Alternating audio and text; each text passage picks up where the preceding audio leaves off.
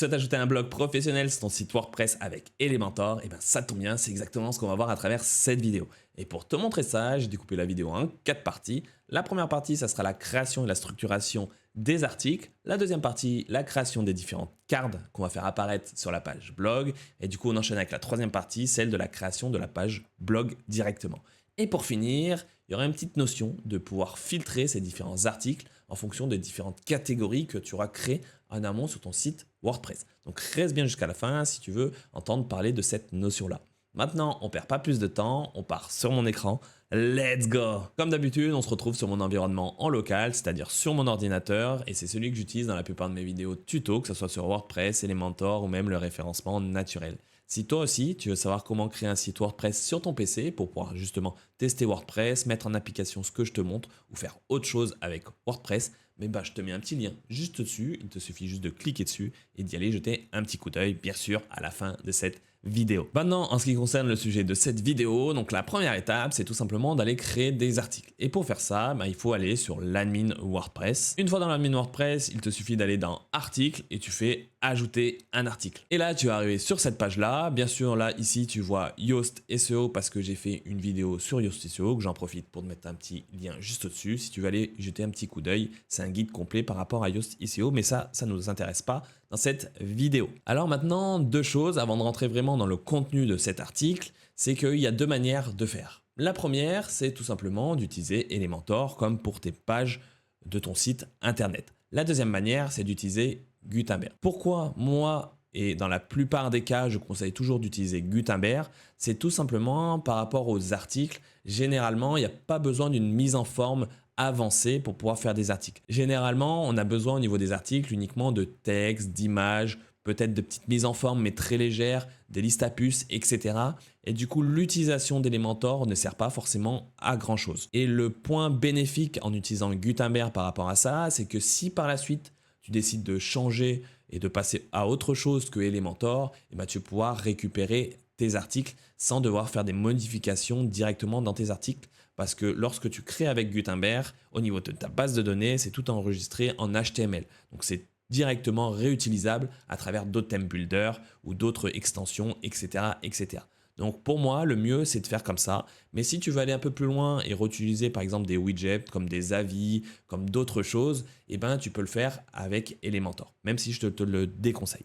Par contre, ce qu'on va voir par la suite, c'est que tu peux structurer ton article avec Elementor, c'est-à-dire la base commune à tous les articles. Par contre, le contenu de tes articles, là, tu vas utiliser Gutenberg. Comme ça, si à l'avenir tu veux changer, bah, ça sera OK et ça sera sans souci. Maintenant, je reviens dans quelques instants après avoir créé 3 articles sur mon blog. À tout de suite. Donc, je viens de finir la création de mes articles et ce que je me suis dit, c'est que mes articles allaient correspondre aux différentes vidéos que j'ai publiées sur ma chaîne YouTube. Du coup, j'en ai fait 4. Et au niveau de leur structure, bah, j'ai fait quelque chose d'assez basique. Je ne me suis pas trop cassé la tête parce que l'idée, c'est juste plutôt te montrer comment utiliser Elementor pour faire un blog. Donc, ce n'est pas vraiment le contenu de l'article, le sujet de la vidéo. Et du coup, au niveau de ces articles, ce que tu retrouves, donc c'est un titre normal, une image qui correspond donc à l'image mise en avant, mais ça pourrait être une autre image. Là, j'ai mis différents points pour montrer qu'il y a double section. Donc, il y a une section avec 2 colonnes, on va dire. Ensuite, j'ai mis le lien de la vidéo. Après, du blabla qui correspond à du lorem ipsum pour structurer le truc. Et après, j'ai mis quelque chose comme retrouvez-moi sur et après mes différents réseaux sociaux. Donc ça, c'est un exemple type qu'on peut retrouver au niveau des articles. Et lorsque je vais donc sur l'article en question, eh ben, je retrouve cette apparence-là. Donc c'est l'apparence classique sur un site WordPress où là, on a laissé la possibilité de laisser un commentaire. Donc maintenant, ce qu'on va voir, c'est comment structurer cette page-là à travers Elementor, parce que là, c'est le template basique. Et donc pour faire ça, il faut retourner sur l'admin WordPress et ensuite, il faut aller dans Modèle et Constructeur de thème. Donc c'est ici que tout se passe. Donc par exemple, j'avais fait un sujet autour de la 404. Je te mets le lien juste au-dessus si ça t'intéresse pour créer différents types de 404 sur ton site WordPress avec Elementor. Et nous, pour le contenu et la structuration des articles, il faut aller dans Article unique. Tu as juste à cliquer sur le petit plus. Et là, tu vas arriver sur cette page-là. Donc, tu as des modèles par défaut si tu veux les réutiliser. Et nous, on va partir sur quelque chose plutôt directement à la mano. Donc maintenant, je vais faire la mise en page et je reviens tout de suite après. Donc là, ce que j'ai fait, c'est que j'ai construit la coquille de mes articles. C'est-à-dire que tous mes articles vont avoir cette apparence-là. Bien sûr, les données à l'intérieur vont être modifiées en fonction de l'article où tu es. Et dans l'idée, c'est cette structuration. Donc si je parcours les différents blocs que j'ai mis, donc je suis allé au plus simple, j'ai pas essayé de réfléchir sur la structuration, le design, etc. C'est vraiment pour te montrer les fonctionnalités. Donc j'ai tout simplement créé un conteneur et à l'intérieur de ces conteneurs, j'ai créé ou j'ai plutôt ajouté différents widgets. Lorsque tu crées une single pour tes articles, c'est-à-dire en fait la structuration de tous tes articles, eh ben, tu as des widgets qui sont disponibles vraiment pour eux. Donc là, par exemple, lorsque tu vas rajouter un widget, tu vas avoir titre de la publication, tu vas avoir extrait de la publication, tu vas avoir la table de matière potentiellement, qui reprend les différents titres que tu as sur ton article. Tu peux avoir du coup l'auteur, mais tu peux aussi avoir l'image mise en avant. J'ai fait un conteneur où les différents éléments s'enchaînent les uns à la suite des autres, et j'ai repris donc l'image mise en avant. Après, tu peux définir différents paramètres en fonction de ces différents widgets. C'est comme tous les autres widgets sur Elementor. Ensuite, j'ai mis la titre de publication. Donc là, pareil, tu peux définir le style, etc. Et ensuite, j'ai mis le widget contenu de la publication. Et c'est là que tu vois, en fait, ça reprend exactement le contenu qu'il y avait dans notre publication de notre article que je t'ai montré en question. Donc on trouve l'image mise en avant, ou plutôt l'image qui a été ajoutée, la liste à puces, le lien de la vidéo, le texte, les réseaux sociaux qui sont ici. Donc tout n'est pas repris au niveau du visuel, mais normalement, lorsque tu vas enregistrer, que tu vas aller sur ta page de ton article, ça sera bien présent. Et ensuite, du coup, ce que j'ai fait, j'ai rajouté donc un autre titre et mes réseaux sociaux. Donc maintenant, pour utiliser ce template ou cette coquille pour tes articles, il faut faire publier. Et lorsque tu vas faire publier, ça va te demander dans quelles conditions tu veux rajouter cette structure-là. Et donc, tu vas ajouter une condition. Donc là, c'est en anglais, mais normalement, ça doit être en français pour toi. Et ici, soit tu dis pour toutes tes singles, mais généralement, si tu veux que pour tes articles, tu dis article ici et tu fais enregistrer. Donc là, normalement, ça applique la mise en page que je t'ai montré. Donc pour comparer, par exemple, si je retourne sur mon article, je ne rafraîchis pas la page pour voir l'existant comme ce qu'il y avait, et que j'ouvre dans un nouvel onglet, là, on retrouve la structuration de ce qu'on a mis en place. C'est-à-dire l'image mise en avant, le titre, le contenu de la publication et les réseaux sociaux. Donc là, ce que tu peux voir, c'est que par exemple, par rapport à l'autre, en fait, c'est la même chose. Donc, sauf qu'il n'y a pas les commentaires parce que moi, dans mon template, j'ai pas rajouté le bloc commentaire, mais tu pourrais le rajouter.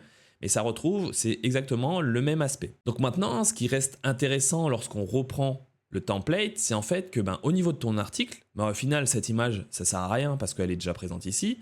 Le lien de la vidéo, donc là, c'est encore utile parce que je peux pas mettre de lien dynamique actuellement.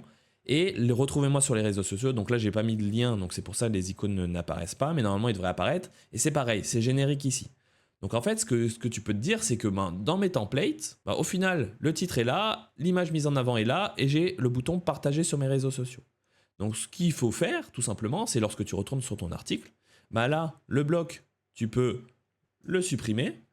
Et les réseaux sociaux, tu peux aussi les supprimer. Et lorsque tu enregistres et que tu retournes donc sur ta page ici, donc effectivement, tu n'as plus ton image qui est là, tu n'as plus les réseaux sociaux. Mais ce qui peut être bien, c'est que justement, si tu retournes sur tes autres articles, et automatiquement, tu retrouves l'image, le titre, les réseaux sociaux. Donc au niveau de ton contenu, tu peux enlever tout ce qui est répétable sur chacun des articles. Par exemple, l'image mise en avant, ça ne sert à rien qu'elle apparaisse. Les réseaux sociaux, ça ne sert à rien à chaque fois de copier le bloc pour le réutiliser à travers ton article. Là, on l'a fait pour que ça soit commun à tous. Et donc l'idée derrière ça, c'est que vraiment le contenu des articles, c'est vraiment du contenu qui est spécifique aux articles. Donc par exemple, le lien actuellement, le blabla, et par exemple la liste à puces. Donc là, c'est vraiment spécifique par rapport aux articles. Donc là, je vais le construire avec Gutenberg. Donc maintenant j'ai rafraîchi mon template avec Elementor parce qu'au niveau de cet article-là, j'ai épuré, j'ai enlevé ce qui était déjà utilisé dans le template générique.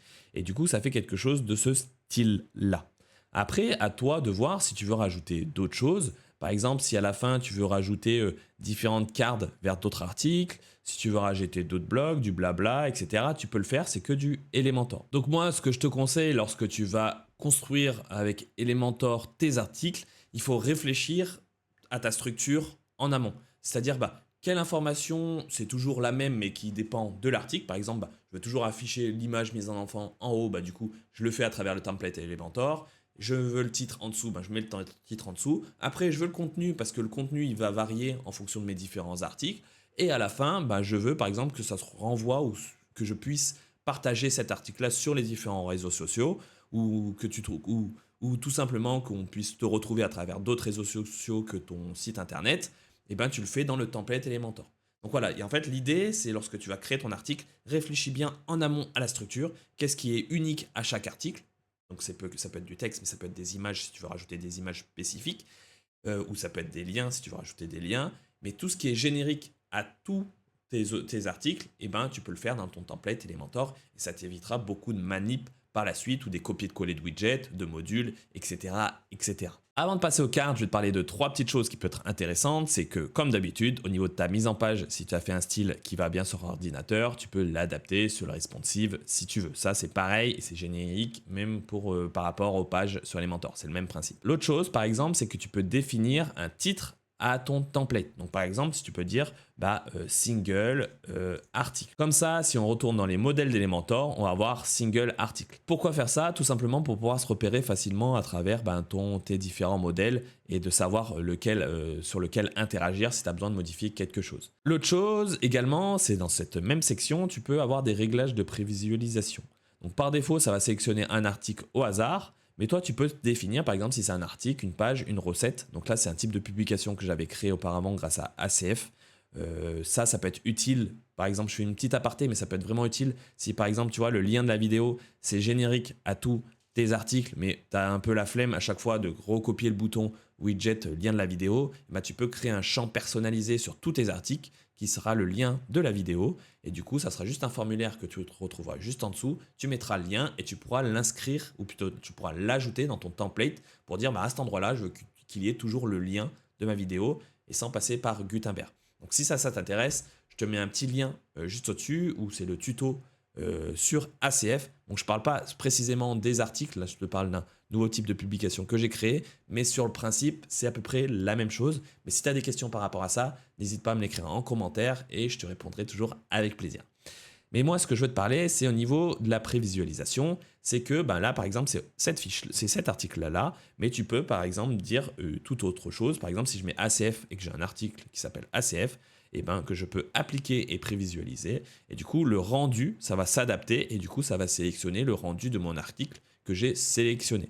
Donc ça, c'est à toi de voir. Généralement, ça peut être utile si par défaut, tu as sélectionné un article et que par la suite, tu l'as supprimé. Du coup, tu n'auras pas vraiment les données. Et ça va garder quand même le lien vers ton article qui a été supprimé. Donc tu peux en sélectionner un nouveau pour avoir une mise en page correcte et qui correspond à ce que tu vas avoir sur ton site en front. Et la petite dernière chose avant de passer au card, parce que viens juste de m'en rappeler, c'est que tu peux, au niveau de tes modèles, lorsque tu vas dire sous quelles conditions ce template s'affiche, donc là, comme je t'ai montré, que j'ai dit pour tous mes articles, mais tu peux potentiellement spécifier par catégorie. Donc si tu te dis, je crée plusieurs catégories et chaque catégorie a un template de style qui est propre à lui, je sais pas moi, une couleur, une apparence, un tag, quelque chose, tu peux le spécifier. Et du coup, en fonction d'où tu vas aller, sur quel article tu vas aller, en fonction de sa catégorie, la mise en page va être potentiellement différente. Donc ça peut être intéressant si tu veux créer différents univers à travers ton blog et ton site internet.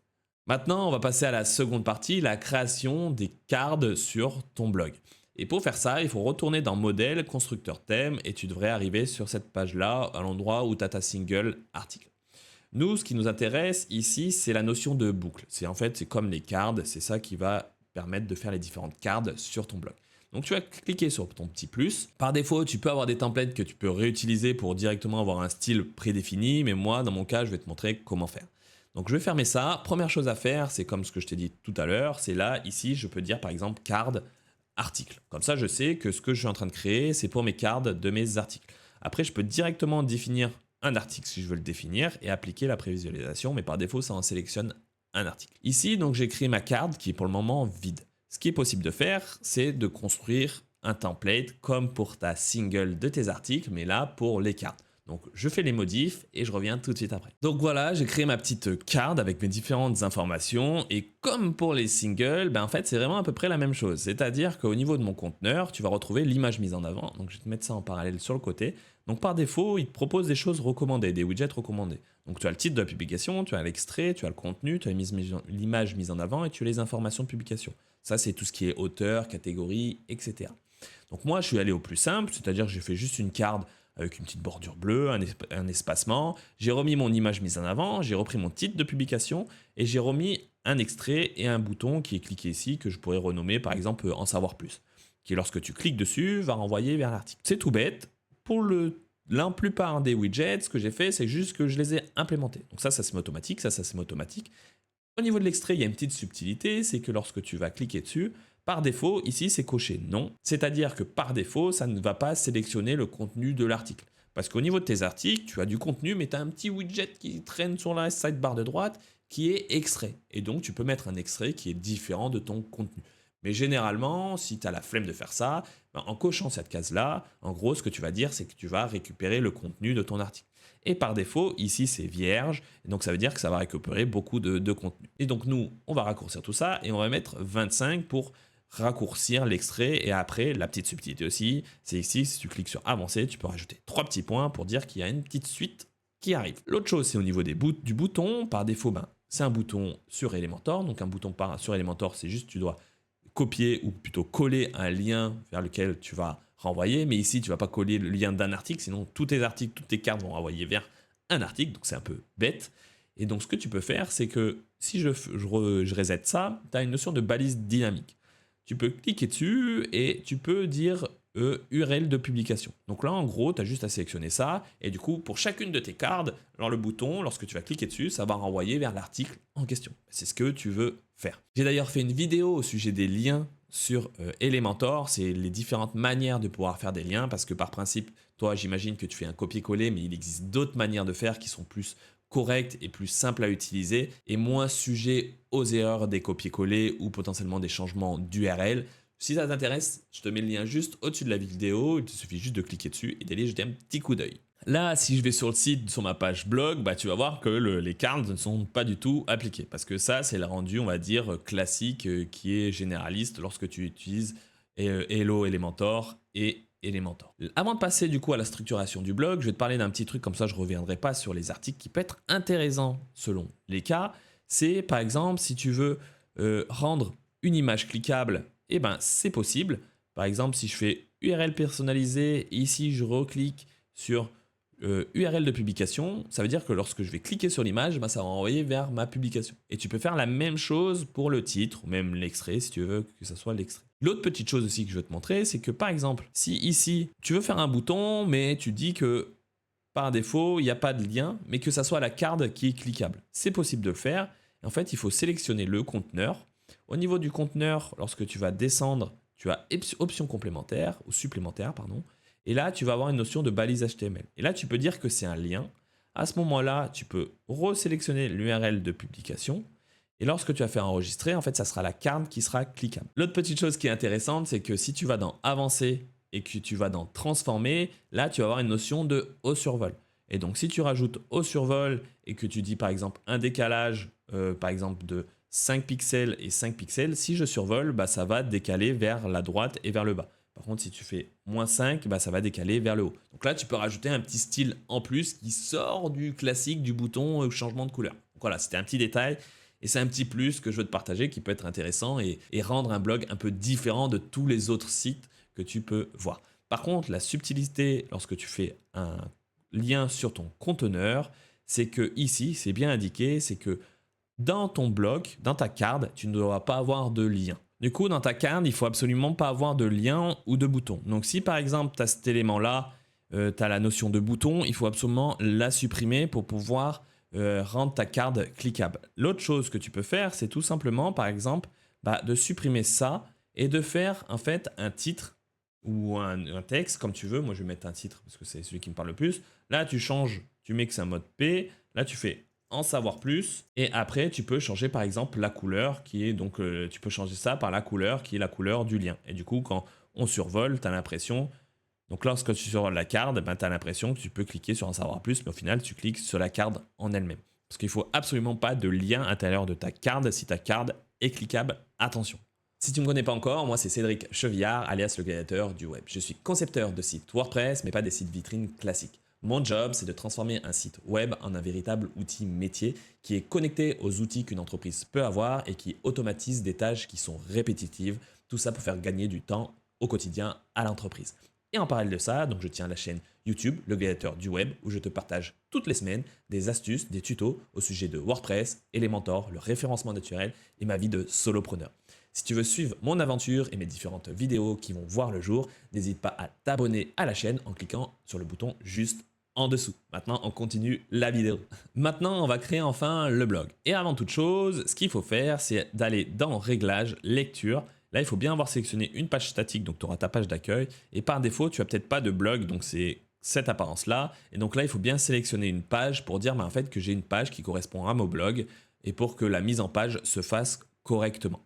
Donc une fois que tu as fait ça, il faut enregistrer. Donc dans d'autres cas, la mise en page n'est pas encore présente parce que je ne l'ai pas encore appliquée, c'est normal. Ensuite, donc une fois que tu as fait ça, il faut aller dans modèle et constructeur de thème. Tu vas retomber ici et ici, tu as archive. Donc il suffit juste de cliquer sur le petit plus et tu vas arriver sur cette apparence-là avec pareil que les autres, des modèles par défaut que tu peux réutiliser, mais nous, ça ne nous intéresse pas tout de suite. Et donc là, on se retrouve sur une page encore d'Elementor. Première chose à faire, comme d'hab, c'est ici, tu changes le titre, tu dis archive, tu mets archive et article. En gros, c'est l'archive de tes articles. Tu peux faire publier directement, tu fais ajouter des conditions, et là tu peux dire que c'est tous les archives, ou sinon tu peux dire bah, c'est les archives uniquement des articles, au cas où si tu as d'autres types de publications personnalisées.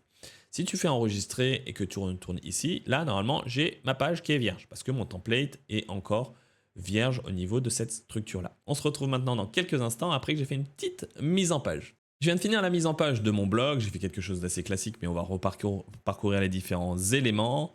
Ce que tu peux voir, c'est lorsque je dépile mon conteneur, j'ai juste un titre et j'ai grille de boucle. Je n'ai pas pris archive de publication parce que ça, c'est quelque chose de natif à WordPress et que nous, ça ne nous intéresse pas pour faire des choses un peu plus avancées et réutiliser les cards qu'on vient de créer juste avant.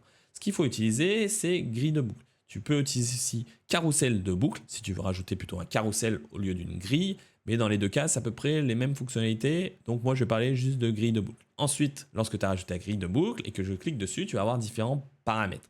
Ici, tu peux définir si c'est taxonomie ou c'est une publication, par défaut on va laisser publication, et là, ce qui est important, c'est d'aller choisir ton modèle. Si tu as plusieurs modèles, bah, tu peux taper par exemple card, si tu les as tous nommés card, et tu choisis le bon élément ou plutôt le bon modèle. Une fois que tu as cliqué, ça va te faire une mise en page comme celle-ci. Ensuite, là, tu peux définir le nombre de colonnes que tu veux et le nombre d'éléments par page. Donc, par exemple, si moi je veux plutôt 2 éléments, bah, je peux faire du 2 sur 2. Ensuite, tu peux donc définir le nombre d'éléments par page. Ça peut être intéressant si tu as une notion de pagination, mais on va revenir par la suite. Ensuite, l'autre chose, c'est l'effet maçonnerie. Donc, lorsque tu actives la maçonnerie, ce qui se passe, c'est que par exemple ici, cette carte est plus grande que celle-ci, donc tu as beaucoup plus d'espace. Et si tu actives maçonnerie, en fait, ça va supprimer l'espacement et ça va juste garder un espace homogène qui est de partout et remonter les blocs si nécessaire. Si tu décoches, tu as la possibilité de faire hauteur égale. Donc tu peux faire hauteur égale et avoir du coup que toutes tes cartes soient de la même hauteur. Après, si tu vas aller dans les petits détails, ce bouton en savoir plus ou ce petit texte en savoir plus, tu peux le coller en bas si tu veux que tous les boutons en savoir plus soient alignés d'un point de vue horizontal. Ensuite, tu as la possibilité d'appliquer un modèle alternatif. Ça peut être intéressant. Par exemple, si tu veux que ton premier article prenne toute la largeur et ensuite, du coup, ça se dépile les uns en dessous des autres, c'est possible de le faire. Tu cliques donc sur oui, actif. Ensuite, tu cliques ici sur quel template tu veux utiliser. Si tu veux en créer un autre, tu peux. Ou si tu veux réutiliser celui que tu as, tu as juste à le sélectionner. Et ensuite, ici, tu peux dire quand est-ce que c'est appliqué. Ok, position, moi je veux que ce soit la première position. Je veux que la portée soit de 2. Donc, c'est-à-dire que ça prenne 2 colonnes au lieu d'une. Et du coup, ça te donne cet aspect-là où la première carte est beaucoup plus grande que les autres. Après, le style ici, le template, tu peux en faire un autre si tu veux en faire un autre vraiment spécifique.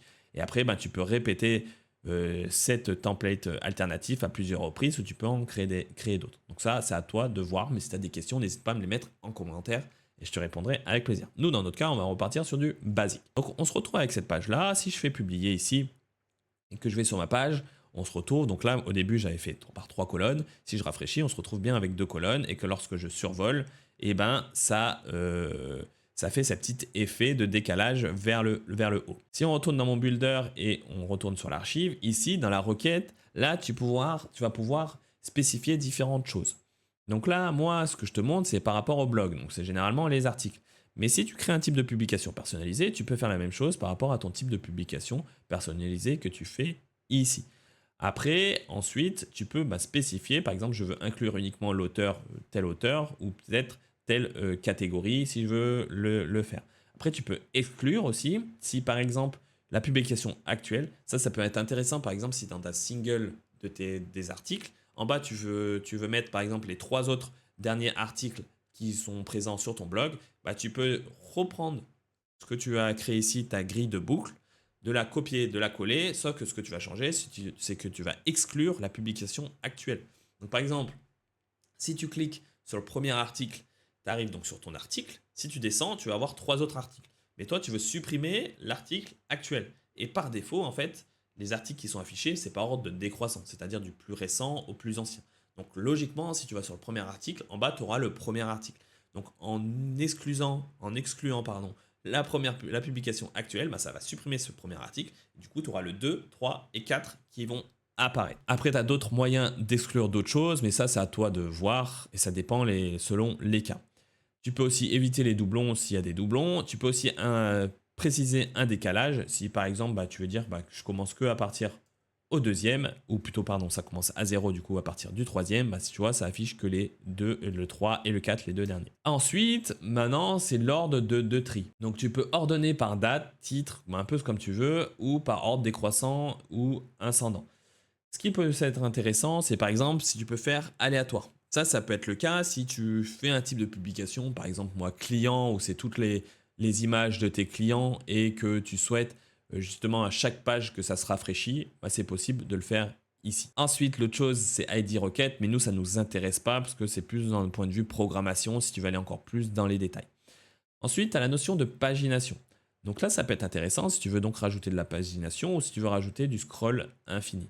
Par exemple, si je fais défilement infini, ça te met le petit loader que ça veut et après un petit message personnalisé si tu le veux. Nous, dans notre cas, il n'y a pas de défilement infini parce qu'on affiche combien d'éléments? C'est 6 par page. Donc là, par contre, si je fais 2 et que je fais... Donc là, l'affichage que tu peux voir, c'est qu'il y a un petit loader qui apparaît ici, à cet endroit-là, parce qu'en fait, vu qu'au niveau de mon écran, j'arrive déjà à la seconde partie, ben, il préload les éléments. Mais par contre, si j'avais eu 6 éléments et que j'affichais les 4 premiers, donc les 4 seraient présents, et lorsque je vais scroller à ce moment-là, là, ça va se rafraîchir et ça va apparaître les deux prochains. Mais ça serait un peu plus parlant si, par exemple, au niveau de la pagination, je dis plutôt, par exemple, nombre plus précédent et suivant. Là, tu vas voir qu'il y a une notion de précédent et page 1 et 2. Si je fais publier et que je reviens ici, que je rafraîchis, là, tu vas voir précédent 1 et 2. Et si tu cliques sur suivant, tu vas arriver sur la page 2, etc.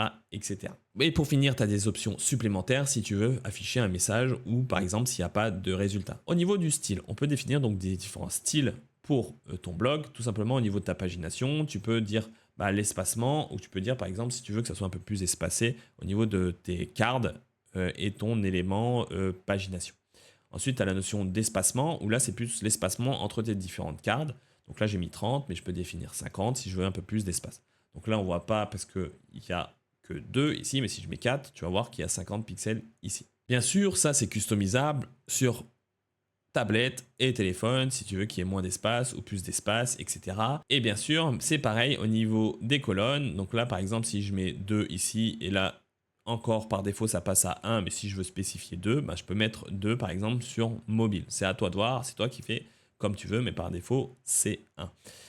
Sinon, au niveau du style qui nous reste, c'est juste le message, aucun message trouvé. Si tu veux styliser un peu le message qui est présent sur ta page lorsqu'il n'y a aucun article qui correspond à ta recherche. Donc maintenant, à cet instant, on se retrouve vraiment avec un blog professionnel, même si, ok, il y a des petits détails à customiser, mais là, le but de la vidéo, c'est vraiment de te montrer le process et pas aller dans les petits détails, etc. Parce que sinon, la vidéo ne va jamais finir, mais au moins, on a un blog professionnel avec la possibilité de de la pagination, avoir un des petits effets un peu qui sort du lot, qui fait un petit effet qui se décale vers le haut et vers la droite, même si tu peux juste mettre un bouton, c'est possible. Et du coup, quand je clique sur les articles, ça je ne te l'ai pas montré, mais du coup, ça renvoie vers l'article.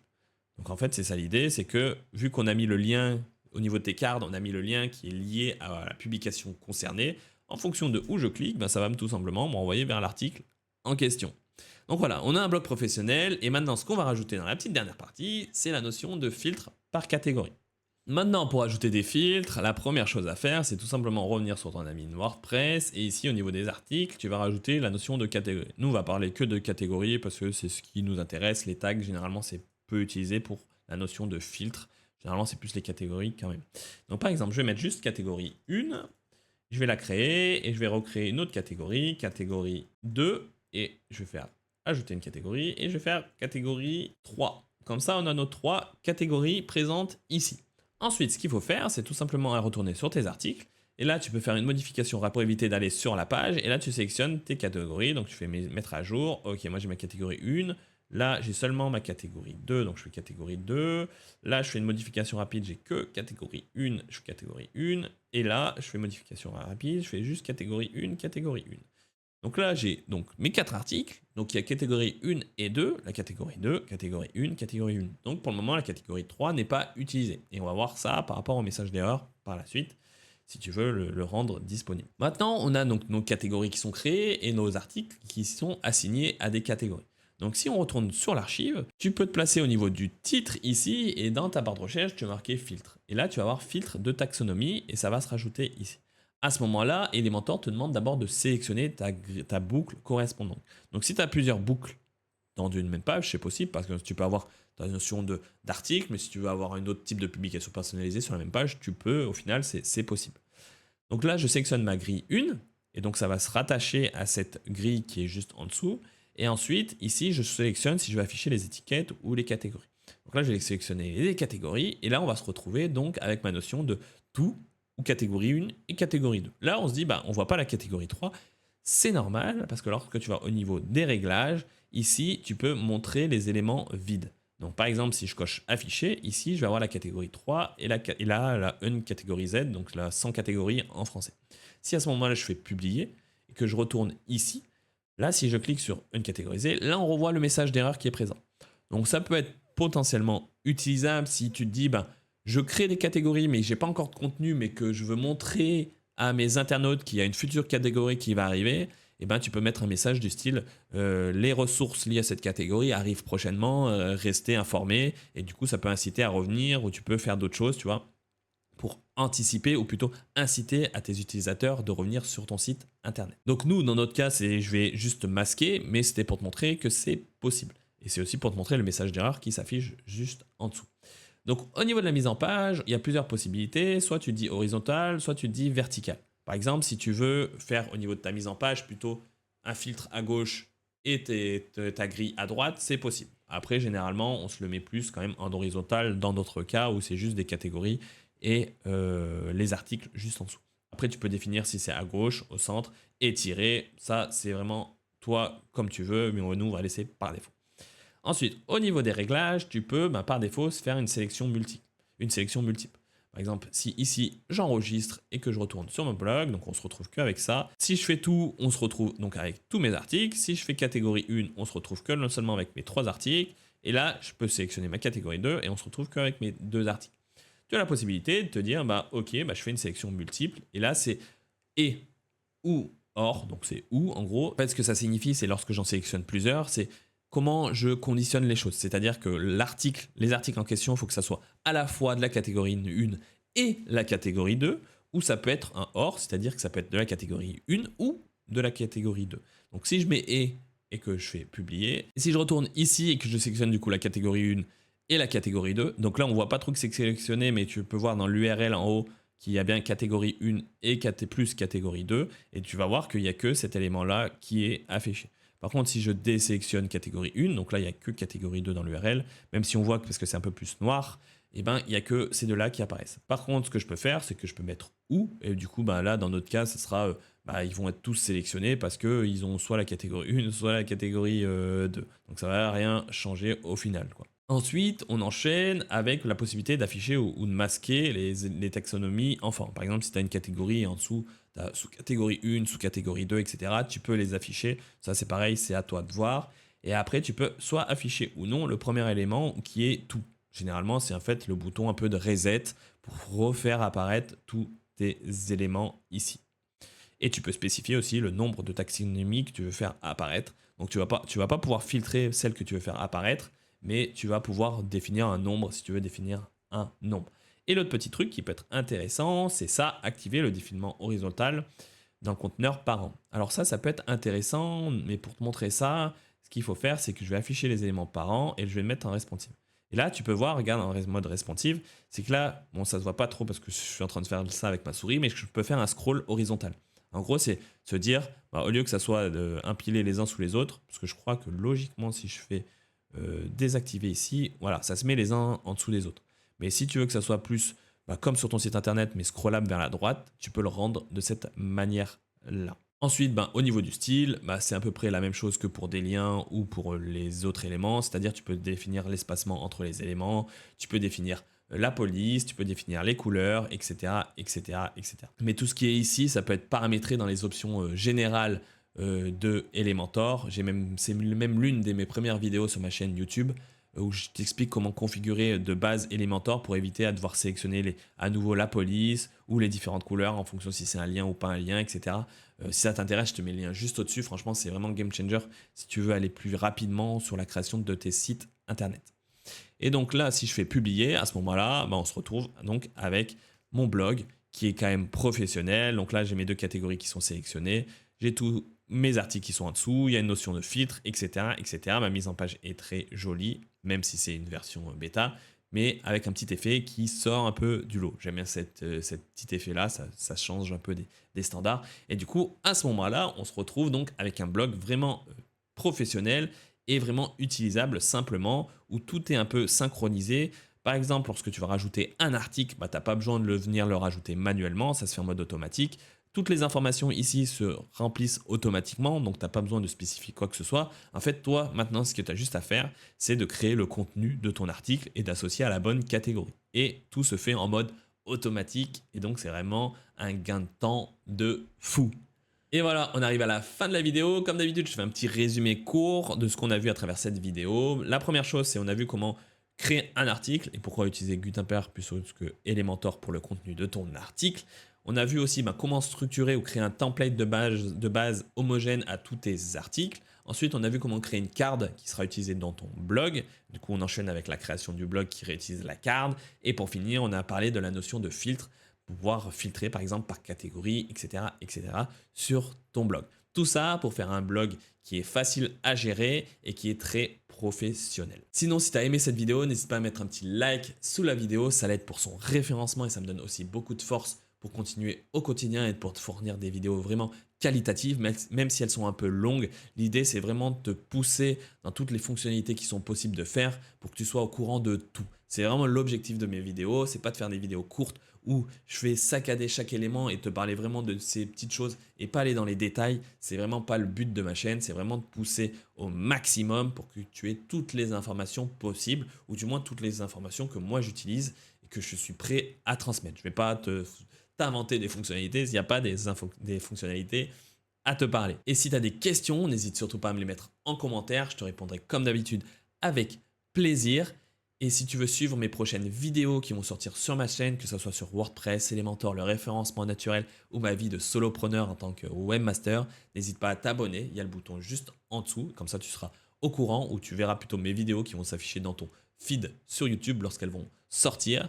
Et sinon, sur ce, je te dis à bientôt pour une nouvelle vidéo. Ciao, bye bye.